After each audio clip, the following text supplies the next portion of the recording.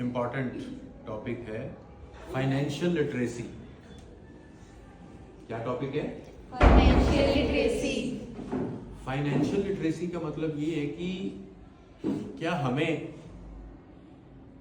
इस बात की समझ है कि रुपए कैसे कमाए जाते हैं, कैसे खर्च किए जाते हैं, और कमाने और खर्च करने के अलावा मनी मैनेजमेंट क्या होता है।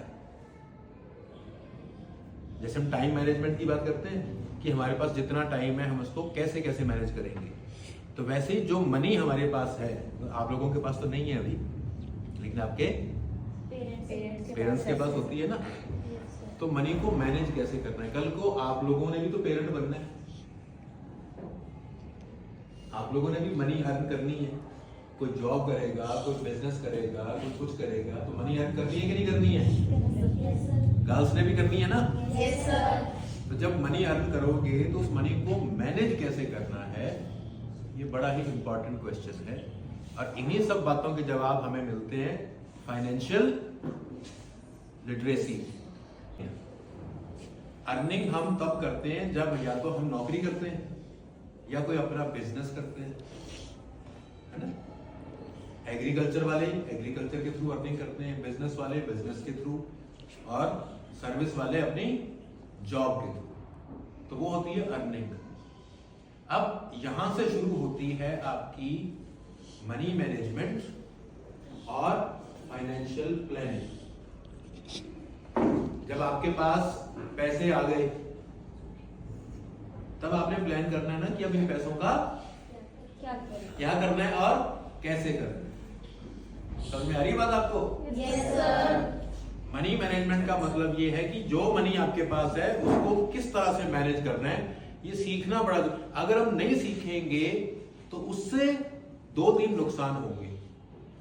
एक तो ये कि हम अपनी मनी का उतना अच्छे से फायदा नहीं उठा पाएंगे जितना अच्छे से तब उठाएंगे जब हम सीख लेंगे कि मनी मैनेज करनी कैसे है।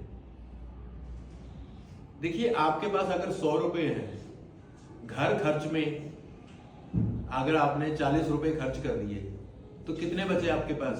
60। आपको सर, लेकिन वो इंटरेस्ट अलग अलग होता है। बैंक में रखेंगे तो वहां 3% होता है, एफडी में रखेंगे तो वहां 6% होता है, म्यूचुअल फंड में रखेंगे तो वहां अप टू 10, 12, 15% हो सकता है, may be more. Mutual fund में मोर हो सकता है।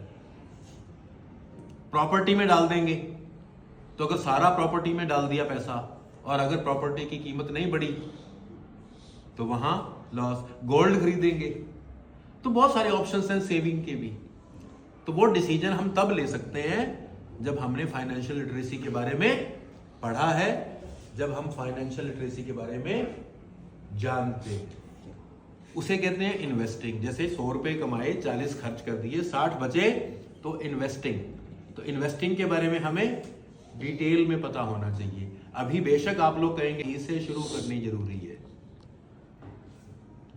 नॉलेज एक्वायर करने का ये राइट टाइम है जब आप कक्षा 8 में पढ़ते हो, ठीक है।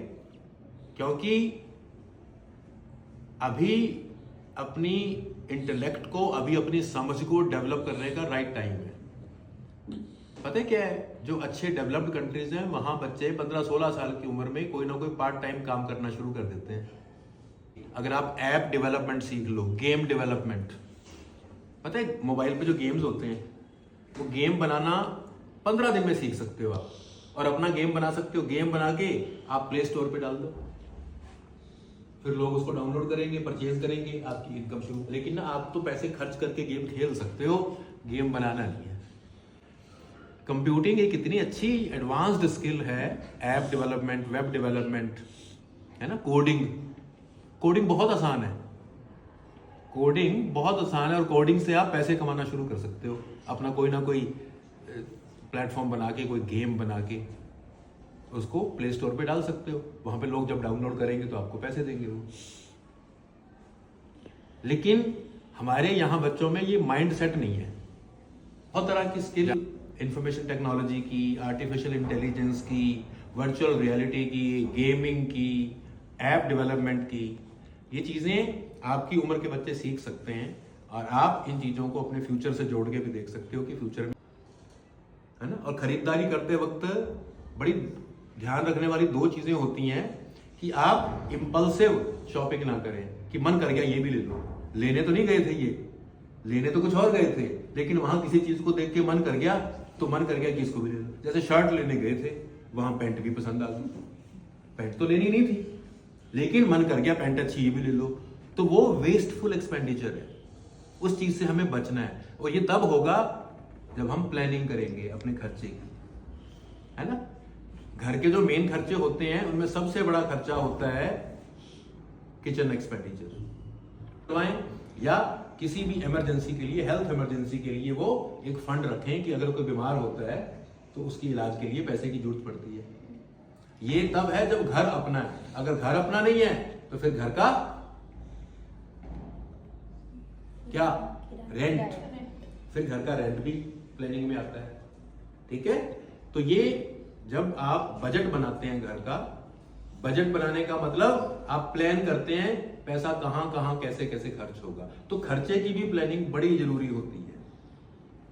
फिर जो लोग जॉब करते हैं, नौकरी करते हैं, बिजनेस करते हैं, उनको टैक्स देना पड़ता है अपनी इनकम पे। अगर इनकम एक लेवल से ऊपर है तो उनको टैक्स देना पड़ता है, तो टैक्स प्लानिंग करनी पड़ती है, तो फिर फायदा हो सकता है। से ज्यादा अर्निंग करें।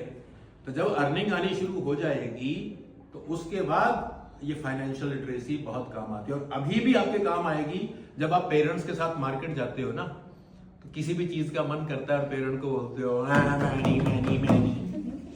मैंने तो लेना है बोल देते हो ना। तो कईयों को बदले में झापड़ भी पड़ता होगा, लेकिन कईयों को नहीं भी पड़ता होगा। तो डिपेंड करता है कि सामने से रिएक्शन कैसा आता है पेरेंट्स का। लेकिन अगर आपको पता है कि बड़े मुश्किल से, बड़ी मेहनत से पेरेंट्स ने पैसे कमाए हैं, तो आप कभी भी पैसे वेस्ट नहीं करोगे। सो अगर हमें पता होगा कि पैसे मेहनत से आए हैं तो हम वेस्टफुल एक्सपेंडिचर नहीं करेंगे। ये उंगली मरोड़ने का मतलब वेस्टफुल एक्सपेंडिचर। ये डॉक्टरी की पढ़ाई करने के लिए प्राइवेट कॉलेज में जाएंगे, 6 साल में 1.5 करोड़ रुपया लगेगा। क्या आपके पेरेंट्स तैयार हैं इस चीज की? इंजीनियरिंग करोगे लाखों रुपए खर्च होंगे, कॉमर्स करोगे लाखों रुपए खर्च होंगे। तो क्या आपके पेरेंट्स रेडी हैं?